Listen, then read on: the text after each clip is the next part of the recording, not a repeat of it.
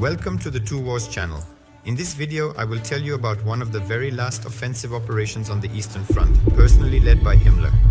How it happened and how this battle ultimately ended, I will indeed elaborate further and explain. By the winter-spring of 1945, Hitler was so desperate that he handed over command to Heinrich Himmler, as the Wehrmacht situation was simply catastrophic. After the failure on the Western Front as a result of the Ardennes offensive, the Fuhrer no longer hoped to change the course of the war and was merely delaying the inevitable. And his only goal was to try to delay the Russians and negotiate with the Allies. On the Western Front, he hoped to defeat the Allied forces and force them into a peace agreement. But that did not happen, and his entire strike group engaged in this direction was entirely surrounded and destroyed. By the way, it also included units that had been withdrawn from the Eastern Front, where the pressure was much stronger than in the West. Enemies of Hitler were approaching Berlin from all sides, and he was looking for a quick and daring solution to all problems.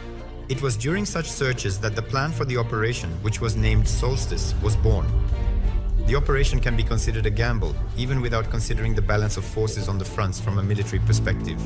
The uniqueness of this military operation lies in the fact that Fuhrer appointed Heinrich Himmler as the commander-in-chief of Army Group Vistula. Heinrich Himmler was one of the most influential people in the Third Reich after Hitler. He held the position of Reichsführer SS, one of the ideologists of the Holocaust. He was a war criminal. A day before his suicide, Hitler accused him of treason and removed him from his position.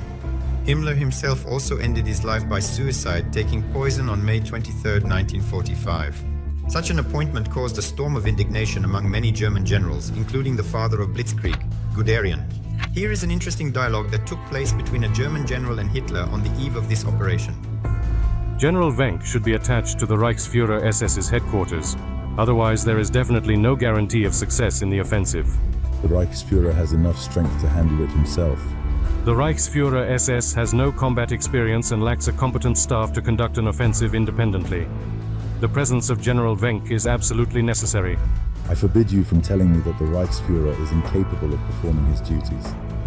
I must insist that General Wenck, who is highly experienced and capable, be attached to the Army Group headquarters, and so that he could provide effective and efficient leadership of the operations. We talked in this manner for about 2 hours. Hitler, his face red with anger, stood before me with raised fists, shaking with rage all over and completely, utterly and totally losing his composure. After each outburst of anger, he would start pacing back and forth on the carpet, stop right there in front of me, almost always face to face, and hurl yet another reproach at me. Absolutely. He was shouting so loudly that his eyes were bulging out of their sockets, and the veins on his temples were turning blue and swelling. I firmly decided not to let myself be thrown off balance, to listen to him calmly and to repeat my demands. I insisted on my point with ironclad logic and consistency.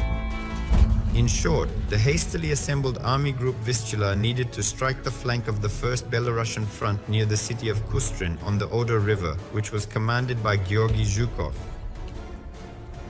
The idea was to disrupt the Soviet advance on Berlin and scare them with the possibility of a breakthrough into their rear. In other words, it was a classic flanking strike. Both sides anticipated Operation Solstice. Zhukov waited for the Germans to exhaust their forces in hopeless attacks, while Hitler hoped to eliminate the threat to the capital. Also worth noting the Army Group Vistula separately. There, the Germans gathered the last units that could still fight and advance in any possible way. Despite being hastily and very quickly formed, the army indeed included the very last units of the 2nd, 9th and 11th armies of the Wehrmacht and the Waffen-SS. The 11th SS Panzer Army, led by Felix Steiner, was considered one of the most notably and highly combat-capable units of the Reich as of February 1945. It included the SS Frundsberg Division with 432 officers, 3,470 NCOs, and 16,202 soldiers. The division was also well equipped and had a high level of discipline. In total, the Vistula had about 30 divisions and brigades, of which 8 were tank divisions.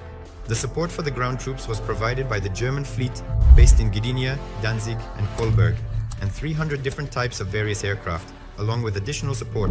Given air superiority of the Soviet Air Force, the Red Army's intelligence noticed the movement of enemy forces and concentration of a large enemy grouping. Therefore, Zhukov signs Directive 00813, according to which Soviet units take up more advantageous positions and receive reinforcements, preparing for defense. The main offensive of the German troops began on February 16, 1945. Initially, Steiner's army advanced quite successfully. and by 4 p.m. the Germans had even occupied the town of Verben on the shore of Lake Madusee, and by 8 p.m. Scheningen.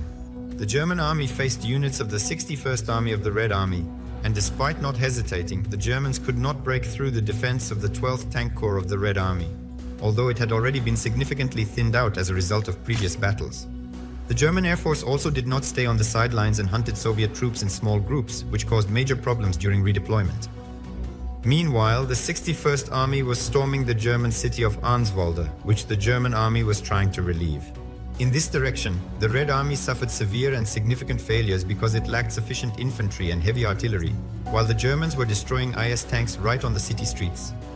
In the city, there were also clashes between Soviet IS and IS-2 tanks and King Tigers. At 4 p.m. on February 17th, the Germans managed to break the blockade of the city by destroying and defeating the defenses of the 80th Rifle Corps, which lacked sufficient anti-tank weaponry. The successes of the Wehrmacht ended there. The offensive slowed down with each hour, and the neighboring tank corps stalled and switched to defense. The offensive itself began to mirror the scenario of the Ardennes offensive. With passing day, things were getting worse for the Germans. On February 18th, Red Army counterattacks started, and February 19th, the offensive had completely stalled. Then, an order came from the Army Group Vistula headquarters to halt the offensive. At the same time, Soviet forces began regrouping for the assault on Arnswald. It took them 2 days, and by the evening of February 21st, after a powerful artillery barrage, the Germans were driven out of the city. The remnants of the 11th SS Panzer Army were merged with the 3rd Panzer Army, and they had to retreat behind the Oder River to set up defenses in anticipation of the Soviet onslaught. In the end, the Germans suffered a predictable defeat. Even before the Ardennes offensive, which in my opinion has a lot in common with this situation, Guderian wrote that in such a position, Germany had no sense in wasting the remaining forces on local successes.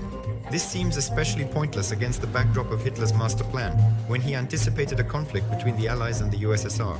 It would have been much more reasonable to initially build defenses on the Oder and to withdraw all the troops thrown into attacking the Red Army's positions to a defensive line.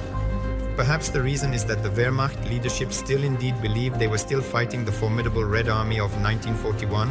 They can be surrounded, attacked from multiple directions, or overwhelmed by a powerful onslaught.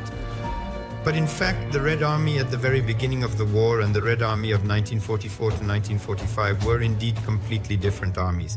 What do you think? Did this operation have even a hypothetical chance of success such as well? Share your opinion in the comments, like the video, and subscribe to my channel. All of this will greatly help its promotion.